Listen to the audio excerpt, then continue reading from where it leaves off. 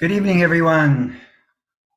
I'm back from our trip to New Jersey and New York. Hello, Hare Krishna. Good to see you all. Yeah, so let us dive right into the ocean of nectar. We had a lot of fun up in New York, going to the Rath Yatra there, and so many different friends and family members. So refreshed, revitalized, and back for Gita. We're heading out to Puerto Rico on the 29th. We'll be there for about a week or so to visit our dear friends there. So a little bit of traveling this summer. But we do not want to, no matter what we do, what our obligations are, we don't want to neglect our study of Bhagavad Gita, because it is that which supplies us with our focus no matter what we do. And Krishna says that quite often in Bhagavad Gita. Always think of me. Manmana bhava madbhakto madhyaji mam namaskaru.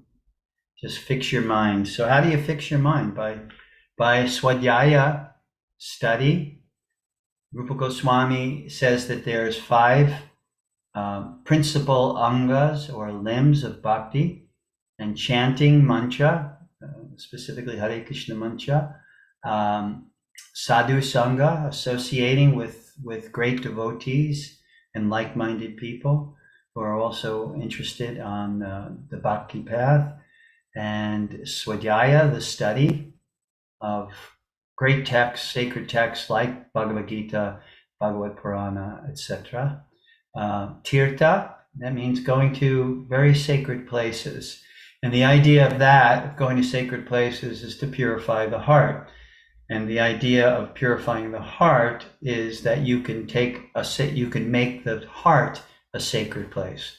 Therefore, you take your sacred place wherever you go, no matter if it's home, in the comforts of your home, or anywhere in the world. If you are working to purify that heart and to make that heart a sacred place, then wherever you go, there is your temple. Bhaktivinoda Thakur, great spiritual master and poet of the 19th century, sang Ma Momona Mondire Rohoni Siddhi Krishna Murari Si Krishna Murari. So Momona Mondire, it means the temple of the heart. That in the temple of the heart, there resides Sri Krishna Murari. So that's the idea of the holy place in the limb of bhakti. And the final one is the tantric worship of, which is in the tantras, the worship of the deities of Radha Krishna. And so these 5 are the principles. So that's how, when we get the instruction, always think of be linked. And in the Bhakti Yoga tradition, it is very specific how to do that. So hearing directly from Bhagavan Sri Krishna is certainly a very invigorating and powerful way to cultivate a mind which can immediately transition in any set of circumstances to the Supreme. And the idea is, because we read, if you remember, just to repeat what we've read already, in verse 5 and 6 of Gita chapter 8, Krishna advises there, and whoever at the end of his life quits his body, remembering me alone, at once attains my nature. Of this there is no doubt. And text 6, whatever state of being one remembers when he quits his body, O son of Kunti, that state he will attain without fail. So that is the idea. Krishna, what is meditation? Meditation is a process by which we can calm the mind, because without calming the mind, without having the mind in a peaceful, calm position, we cannot realize and be in the true nature of the self, the spiritual nature of the self.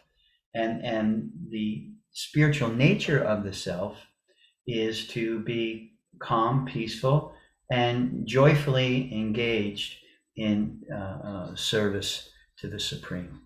So this is the recommendation. And in one thing I wanted to say, in all ages, no matter you've heard, you probably are familiar with the fact that according to the Vedas, there are 4 different yugas: the Satya Yuga, Treta Yuga, Dwapara Yuga, and the current age that we're in right now, which is called Kali Yuga, right?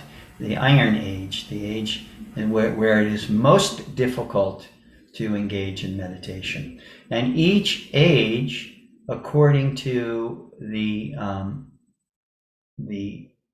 individual mindset of humanity, is more sattvic when you start with Satya Yuga. Therefore, the mind is easy to control, engage in meditation. Treta Yuga, it's less sattvic, but still there is the power to engage nicely in meditating on the Lord through the meditation of yajna or sacrifice. And then Dwapara Yuga, which is a little bit more, there we're meditating on the beautiful deity forms of Bhagavan. And finally, in Kali Yuga, which is the most difficult age to do any kind of meditation,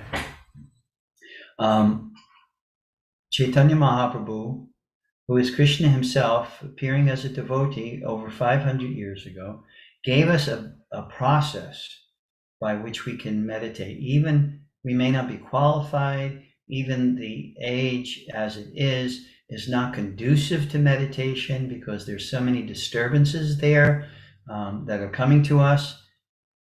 Still, Dharmam tu shakshat bhagavat pranitam.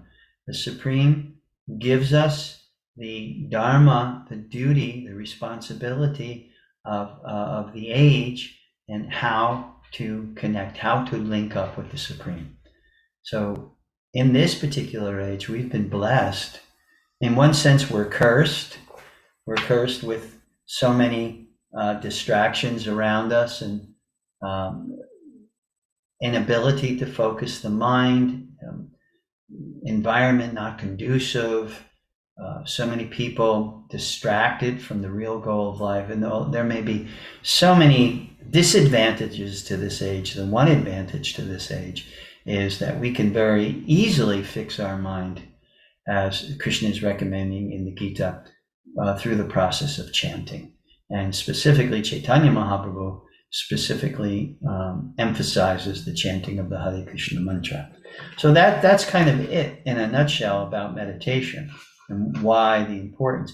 Most people nowadays, if they are into meditation, most people say, I just recognize this is the way I can have a more peaceful mind. I can be, less stress-free. But it goes way beyond that. Yes, to become less stressed, to become more peaceful, that is definitely a byproduct of meditation, but it is not the ultimate goal or the emphasis that is there in the sacred texts such as Bhagavad Gita and the Srimad Bhagavatam.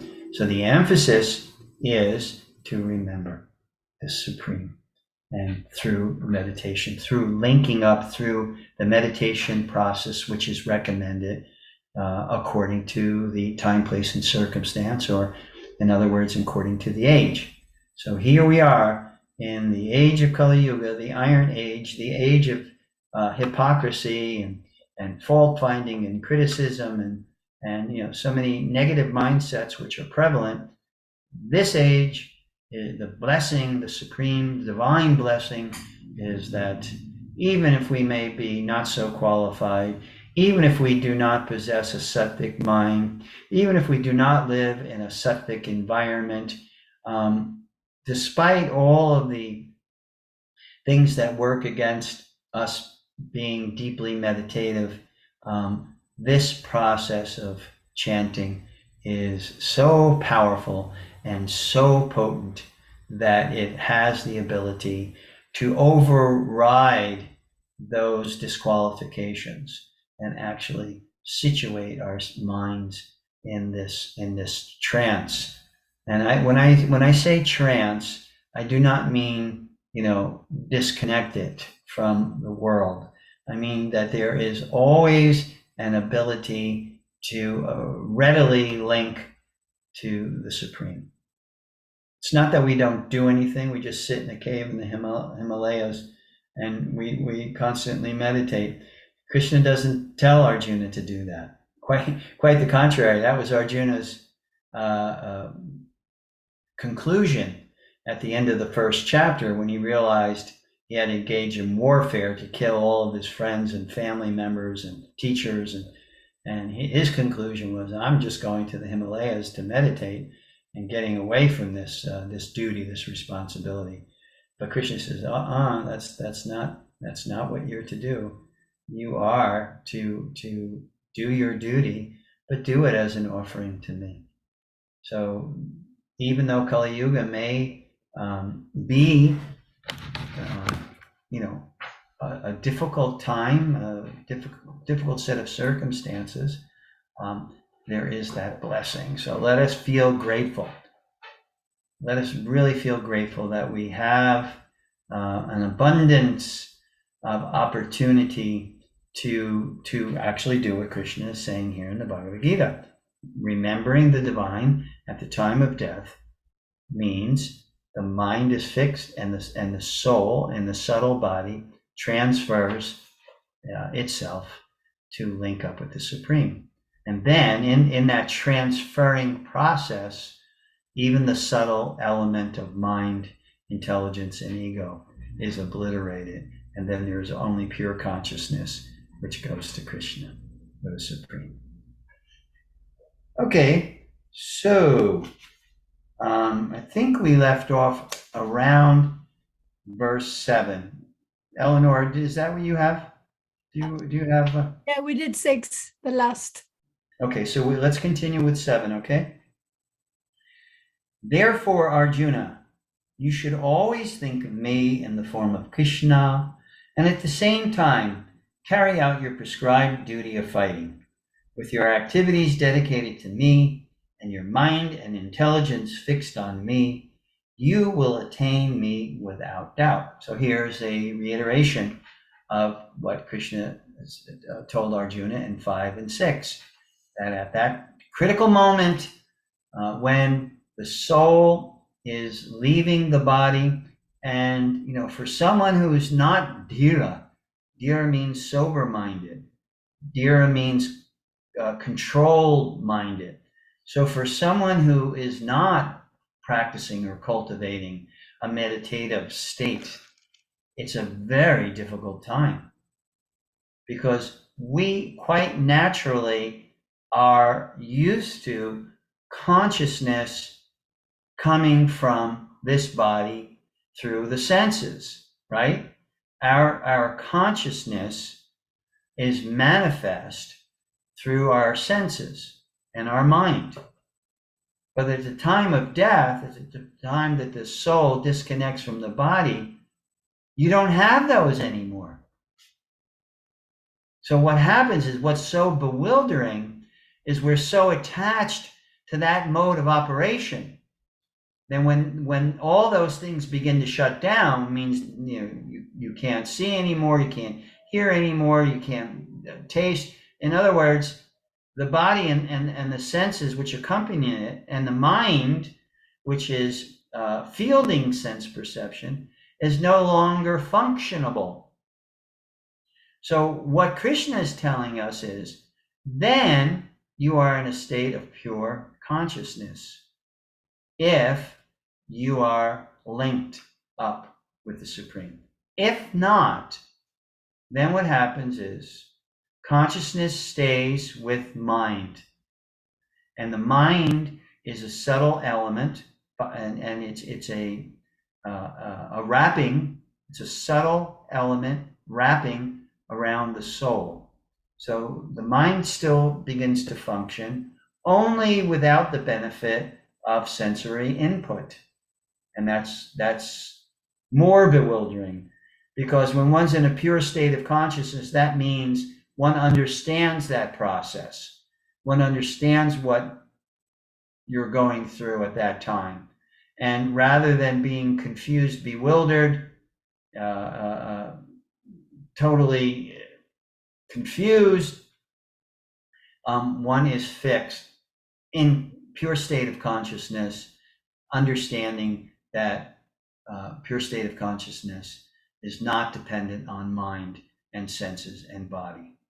But when that is not there, when that level of understanding is not there, then you're still functioning with a mind which is attached to sensory input in order to understand how to deal with the world, and that's not there.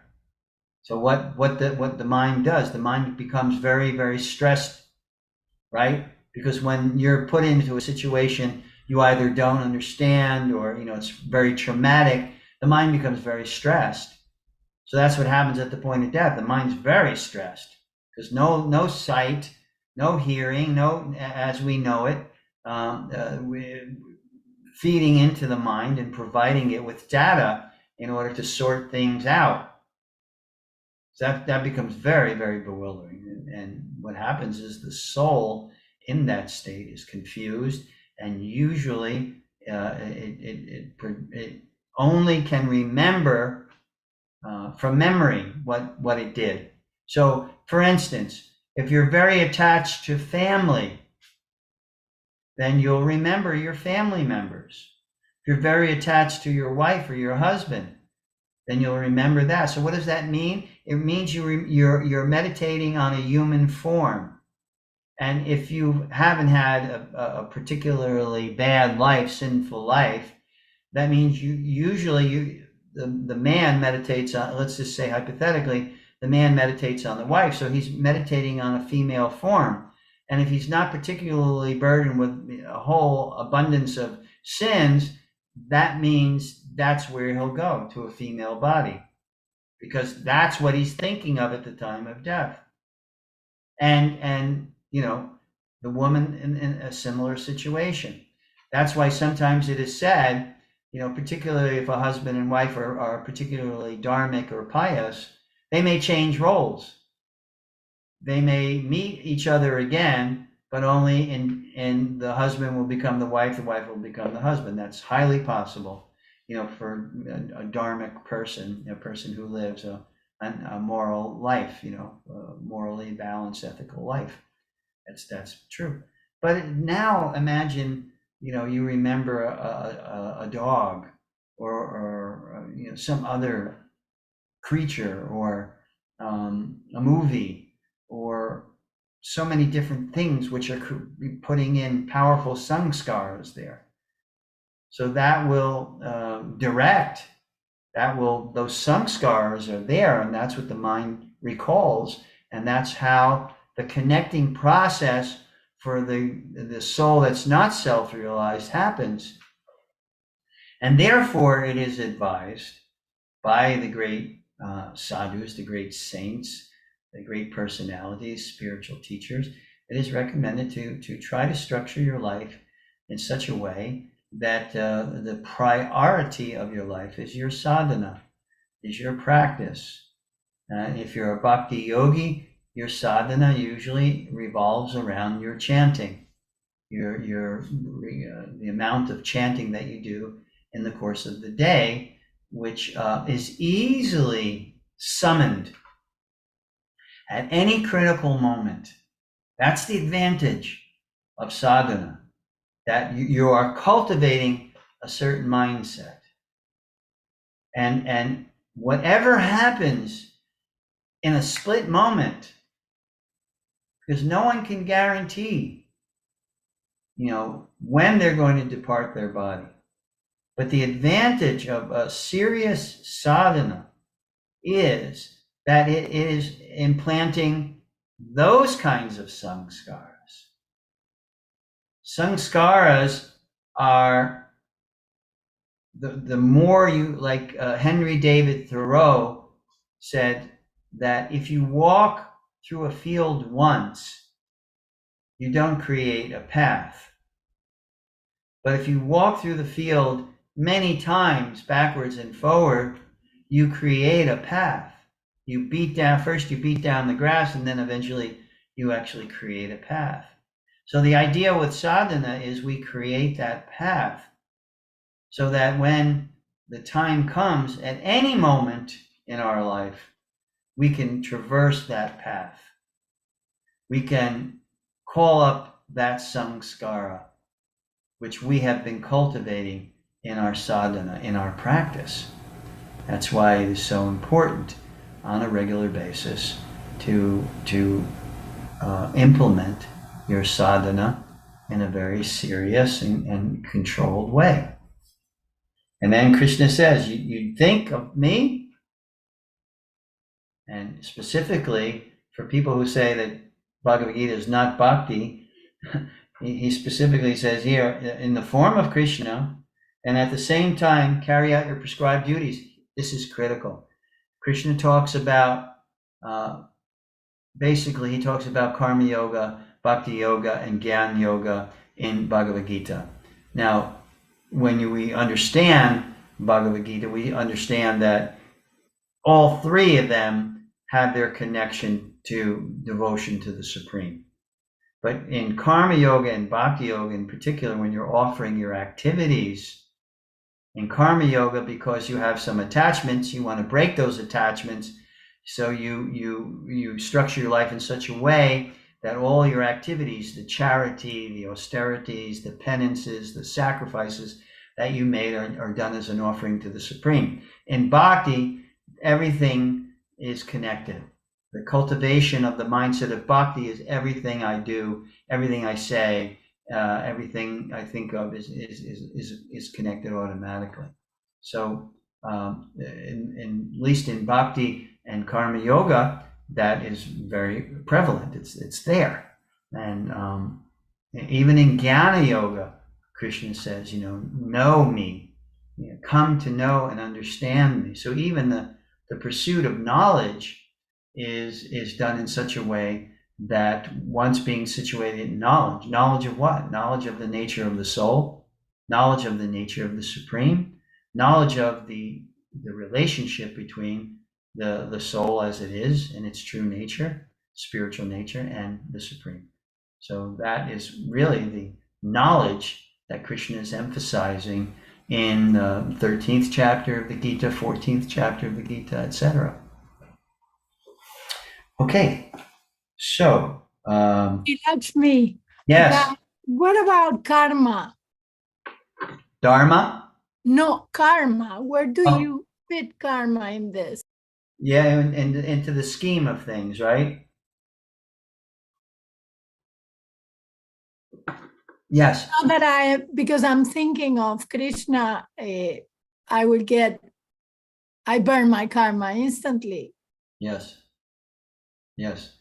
By the cultivation of the sadhana, the bhakti sadhana, it is so powerful that it is actually diffusing the effects and minimizing and eventually burning up the reactions, because bhakti is action without reaction.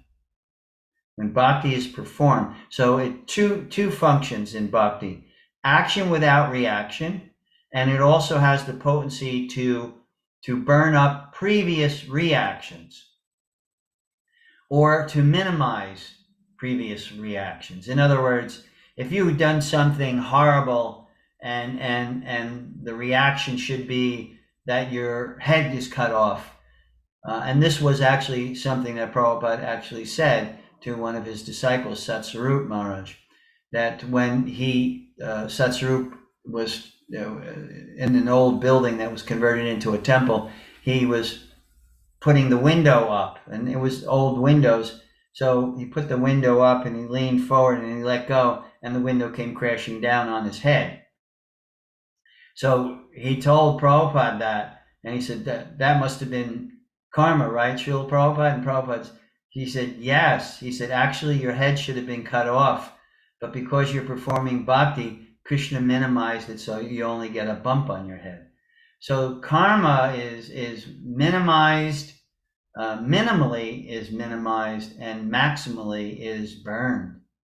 So and then, you know, the analogy that Prabhupada would often use would be pulling the plug of a fan. In other words, reactions. Do you get rid of the reactions right away? No, but the reactions are worked through, but you're not in the continuum of action and reaction when you're performing bhakti. So that means you may have a storehouse of previous reactions that you have to experience, more than likely in a minimized way by the potency of bhakti, but you're not accruing more reactions. And Prabhupada likened that, the analogy he uses is a fan. If you have a fan on high speed and you pull the plug, do the rotors of the fan immediately stop? No, they have momentum. So they go for a while until that momentum wears down. It's no longer drawing energy from the plug, the socket, the electricity. So eventually slows down, and then stops. So Prabhupada used that as an analogy in relationship to our karma, that you experience the reactions of the past in a minimized fashion. And then because you're cultivating a bhakti sadhana, that means action, reaction, less action, then you're not accruing more reactions. And why do people take birth? They take birth because they have a storehouse of reactions, whether it's good or bad reactions. You have to live out those reactions. So you take birth again and again. Process of bhakti, you're doing reaction less action. So you're not building up your storehouse. And sometimes in bhakti, what happens is I've seen personally in my 51 years of practice, I've seen young children of devotee parents pass away at a very young age, maybe 2 years old or 3 years old or 8 years old, etc. And the understanding is they came back, they had a little bit more reaction, so they don't have a lifetime of reactions to experience. They only have a little bit more. When that's over, then you get out of this world. So that's how sometimes people don't understand. You know, when a child leaves their body, it certainly is heartbreaking. That is undeniable. But the positive side of that is that child in the home of bhakti practitioners, more than likely, because Krishna answers Arjuna's question, what happens when the yogi does not finish, does not complete in this life? Then Krishna tells Arjuna, he goes on to another life. He either gets into a house where bhakti is fully practiced, or he goes into a situation, rich family or aristocratic family, and has an opportunity to have the time and the exposure to bhakti and to practice in that way. So Krishna tells Arjuna, yeah, you're not lost. You can continue in your next life. And like I said, in extraordinary situations, a young child who has some chronic illness and leaves their body at a tender age, is usually they have exhausted the reactions that they need to experience, and they're in a very good situation at the time of death.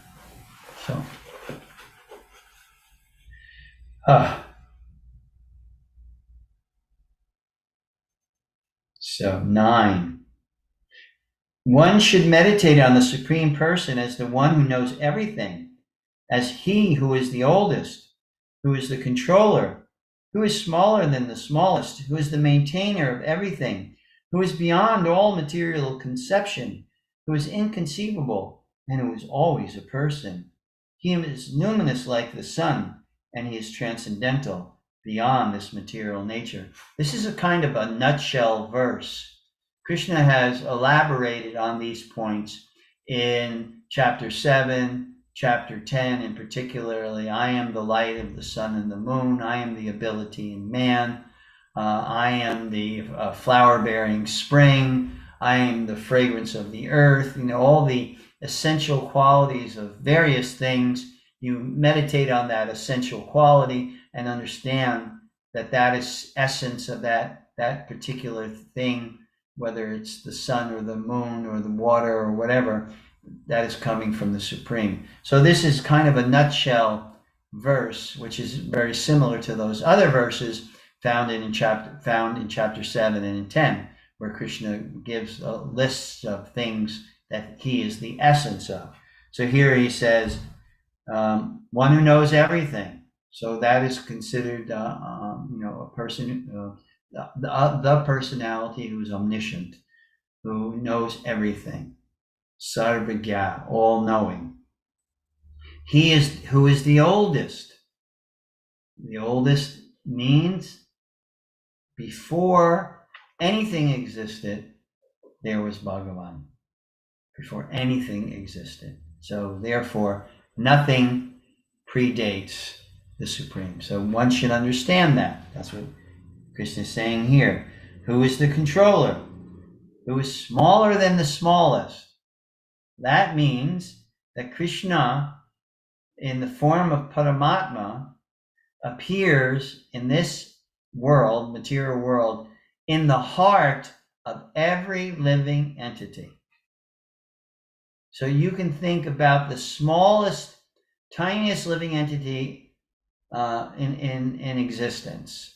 Prabhupada says in the Vedas, it says the Indragopa, which is a tiny, minuscule. If it's life,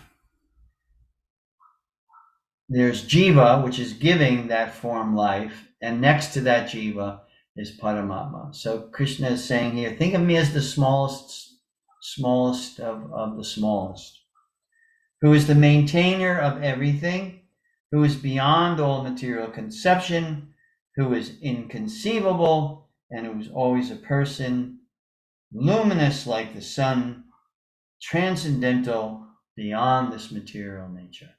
So Krishna says these are, links, ways to link up to that Supreme Personality of Godhead. Text 10. One who, at the time of death, fixes his life air between the eyebrows, and by the strength of yoga, with an undeviating mind, engages himself in remembering the Supreme in full devotion, will certainly attain to the Supreme Personality of Godhead. So that Krishna is saying here, goal of yoga is to link up with the Supreme. And particularly in Bhakti Yoga, the goal is to link up with the Supreme Personality of Godhead in his form of Krishna. 11. Persons who are learned in the Vedas, who utter Omkara, and who are great sages in the renounced order, enter into Brahman. Desiring such perfection, one practices celibacy. I shall now briefly explain to you this process by which one may attain salvation. Always keep in mind, when there are references to Brahman by Krishna in Gita, he's referring to the fact that the Supreme, the Param Brahman, manifests in three different ways.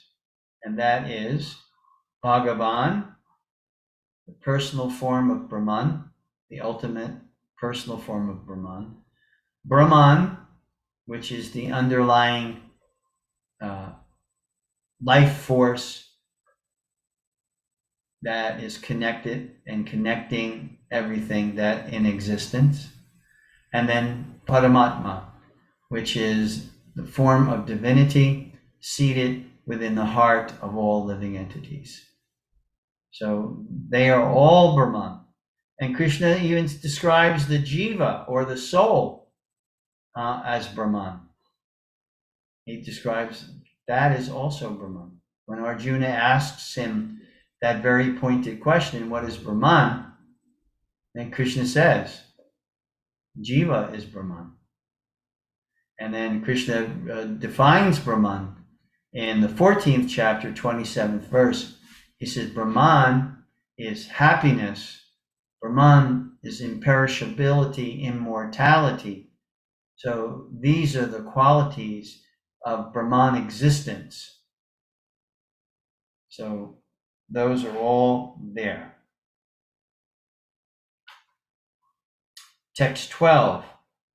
The yogic situation is that of detachment from all sensual engagements, closing all the doors of the senses and fixing the mind on the heart and the life air at the top of the head. One establishes himself in yoga. And what is Patanjali in his classic description of yoga? What does he say? Yama niyama, structure your life internally and externally in a way which is sattvic. Asana, pranayam, then postures which are comfortable and conducive for meditation. Pranayam, breath control. Then what's the next one? Pratyahara. What is pratyahara? Drawing the senses within. What does Krishna say here? Closing all the doors of the senses. So that's going within. Because if you open the doors to the senses, then you're interacting. Senses to sense objects. Eyes to form. Ears to sound. Skin to touch. Nose to smell. Oh, frozen. Is it me? What's that? I'm frozen? Eleanor? Am I frozen? Well, you were frozen and suddenly a burst of words comes out. I don't know. Okay. So is it working now properly? Apparently, yeah. I Okay. tell you. So what did you miss in what I just said? You were saying that yoga is yama, niyama, asana, pranayama, and you were going to begin something there. And Pratyahara. right. So pratyahara, the four yama, niyama, asana, and pranayam, they're external. Pratyahara is now when you have your external thing together. Now you are to you consciously close the doors of the senses, because the senses are taking consciousness without. And Krishna is saying, you have to bring consciousness within by closing the doors of the senses and going within to the heart. 12 it is. Closing all the doors of the senses and fixing the mind on the heart and the life air at the top of the head, one establishes himself in yoga. So Krishna is defining, where you go with pratyahara, into the heart space, which is where the jiva, or the soul, resides, in the heart space. So it's getting closer to pure consciousness, because jiva is pure consciousness. And what emanates from jiva is consciousness that is spread throughout the body via the blood. So you're going within, and your sadhana in my case, my sadhana is japa. So to hear the sound of the holy names, that becomes the first and foremost and most prevalent thing. That is pratyahara. Especially in the beginning stages of pratyahara, you can't right away just close off, but you can get to a point quickly by focus. One of the things you have to do is try to have a conducive environment for that, which means as disturbance free as possible. Create that disturbance free environment so that you're not distracted, your mind's fluttering here and fluttering there. So that's what Krishna is saying. Mind on the heart and life air situated at the top of the head. One establishes himself in yoga, in a state of mind which is connected. 13. After being situated in this yoga practice and vibrating the sacred syllable Om, the supreme combination of letters, if one thinks of the Supreme Personality of Godhead and quits his body, he will certainly reach the spiritual planets. So this is, again, further elaboration on the yoga practice and its goal, and vibrating spiritual sound. In the Bhakti Yoga situation, more the Hare Krishna mantra is emphasized than Om, although Om is there. Om Purnamada Purnamidam Purnat Purnamudachyate Purnasya Purnamadaya Purnameva Vashishyate. So Om is there. Om Jnanatimirandasya Jnananjana Shalakaya Chakshurun Miritam Jena Tasmai Sri Guruve Namaha. Om Namo Bhagavate Vasudevaya. So Om is there in Bhakti chants, Bhakti mantras, but the and is chanted regularly, but the japa recommendation for Bhakti Yoga practitioners with the Hare Krishna mantra, particularly because Chaitanya Mahaprabhu over 500 years ago, giving ample evidence from Vedic literatures that this mantra is very, very, that's why it's called Maha Mantra, very powerful, and it cleanses the mind of all dust accumulated. It is the source of transcendental knowledge. Cheto Darpana Marjanam Baba Maha Devagni Nirvapanam. All of these different potencies that it has in order to help us fix our consciousness, our mind on the Supreme.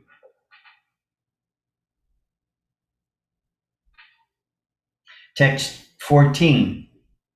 For one who always remembers me without deviation, I am easy to obtain, O son of Pritha, because of his constant engagement in devotional service.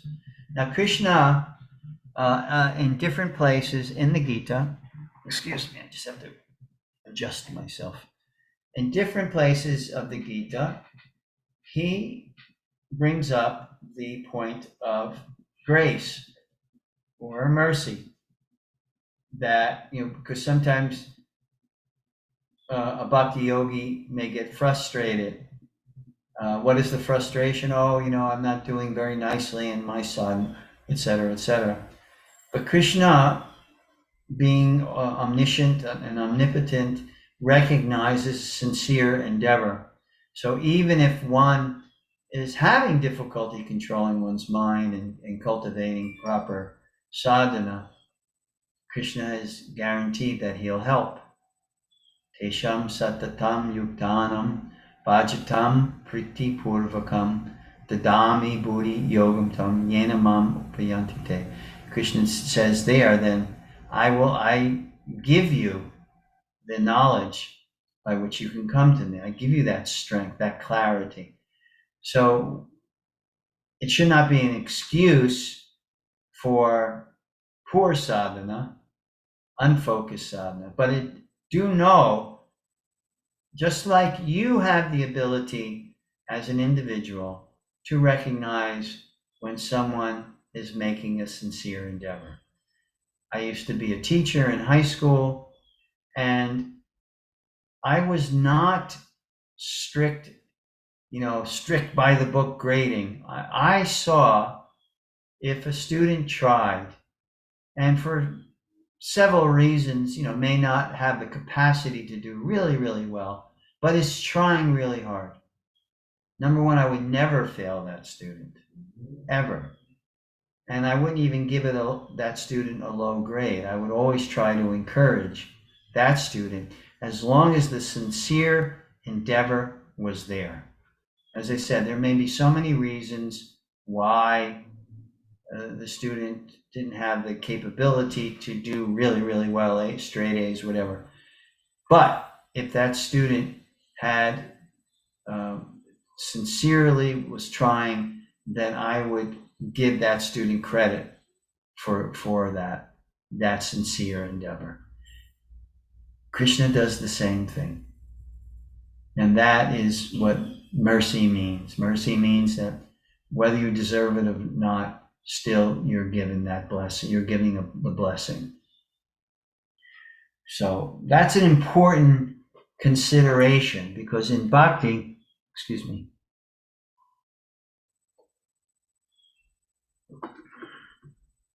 in bhakti, we cannot separate the concept of mercy, because bhakti is devotion, bhakti is dedication, but bhakti is also reciprocation. So as a teacher, I would reciprocate with a student who tried. And in bhakti, Krishna reciprocates with someone who tries and may have some previous heavy karmic load and samskars which present inclinations which make it difficult to be strict in bhakti, even you want to try, but Krishna recognizes the sincerity. More than knowledge, more than austerities, Krishna recognizes sincerity and gives us credit for that. And that's an important principle to understand. And what does sincerity mean? Sincerity means honesty. Sincerity means always trying to be honest, both in your external dealings, but also in your internal dealings. Because if you lie to yourself, you can very easily buy into that. And then it's very easy to project it outwards.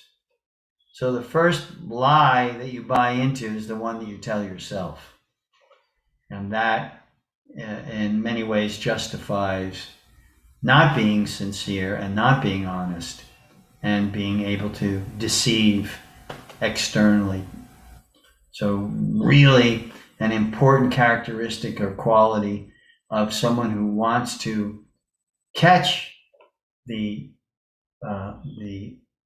awareness of the Supreme is by that sincerity, that sincere endeavor. And Krishna then sees, this soul is really making a real endeavor, despite whatever baggage, karmic baggage they're carrying along with them. And that's why Krishna gives that verse in the 9th chapter of Pichet Sudarachara, that even if you're performing abominable activities, but yet you are still attached to the Supreme and you're still trying to execute your sadhana, then Krishna considers you saintly. I mean, it's not that you use as an excuse to maintain a corrupt lifestyle. No, but it means if you are, because of karma, you are accidentally drawn to something which is not conducive to spiritual development. Well, Krishna sees beyond that. He sees the heart and the essence of the heart. So he goes beyond that. And that's why for every saint has a past, every sinner has a future, which means a saint may have not always been a saint, but in some point in their life assumed a saintly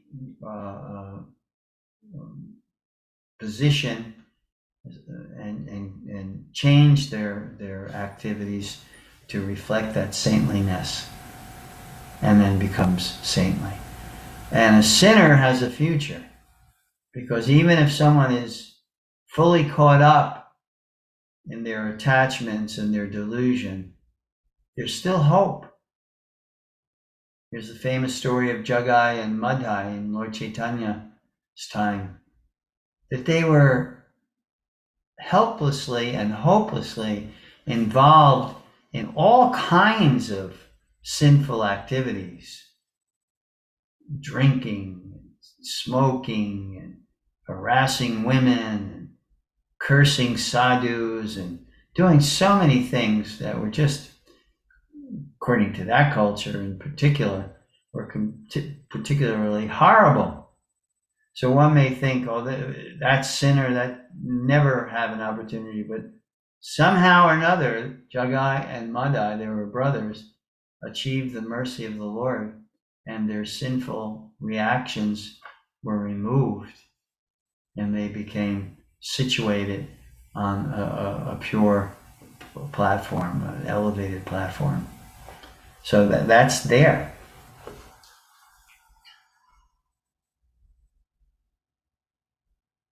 I read 14, 15. After attaining me, the great souls, who are yogis in devotion. See, that's a nice description of bhakti. The yogi in devotion. Never return to this temporary world, which is full of miseries, because they have attained the highest perfection. Vishwanath Chakravarti Thakur, who is a great saint of the past, says, he kind of paraphrases it, such devotees enter Krishna's pastimes and happily take birth when Krishna appears in the house of Vasudeva as his son. So that is, a paraphrase of, or a further elaboration of what's being said here, that they never fall down to a suffering condition in the temporary world because they have attained the highest perfection, or they have linked with the Supreme. From the highest planet in the this is 16. From the highest planet in the material world down to the lowest, all are places of misery, wherein repeated birth and death take place. But one who attains to my abode, O son of Kunti, never takes birth again. So again, herein is the linking process. Specific in the strategy you use to link, and then specific in what is being said in regards to when you do link. And Krishna says, my abode, O son of Kunti, one attains to my abode, never takes birth again. So one who achieves that connection, that link with the Supreme, that's it. There is no chance of coming back to the world of birth, death, old age, and disease. There's no chance of coming back. One stays on the pure transcendental platform. And 17. Well, I think I'm gonna stop here, because now 17 is getting into another point that Krishna is making. So I'm going to stop here at, we read 16. We will begin at 17. Eleanor, if you could kindly mark that for me, okay? So to remind me, 17. Okay, so that was wonderful. It's so nice to be back with you and, to hear and chant with you. So if anyone has any question, Eleanor, if you have a question, or Sid, you have a question, Gokul, anybody that is with us has a question, please feel free to ask.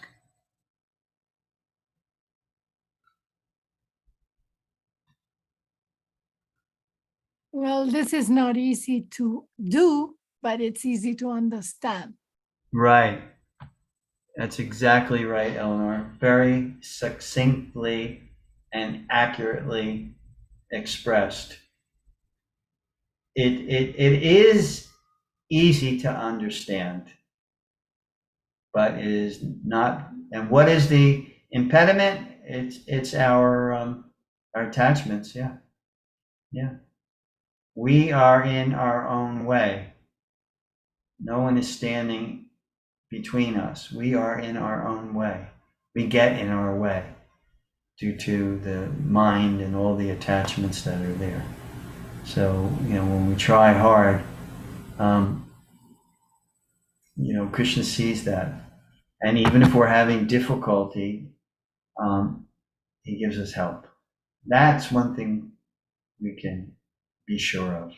We can have that confidence of that. Because Krishna doesn't promise it. He makes Arjuna promise it on his behalf. Why? Because Krishna is supreme. He can break a promise if he wants.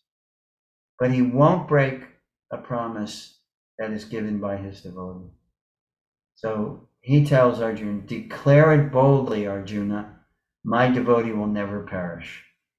So that's how serious Krishna is in relationship to his commitment to us. So there has to be reciprocation in terms of commitment, to the sadhana process.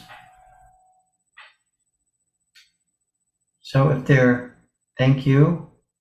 If there are no other questions or comments or realizations to share, I'll see you next week, next Wednesday, which is the 28th, I believe, June 28th. And then I will let you know. I will probably be able to have class when I'm in Puerto Rico. We'll be staying at a friend's place, so I will. Certainly I will communicate to you, but definitely next week, the 28th. I hope to see you then. In the meantime, you have a healthy, happy, and holy week. Hare Krishna, Laksmi. Hey, Sid, Hare Krishna. I hope, Sid, you are rapidly recovering from your operation. Thank you. Okay. Good evening, everyone. Same to you. Okay.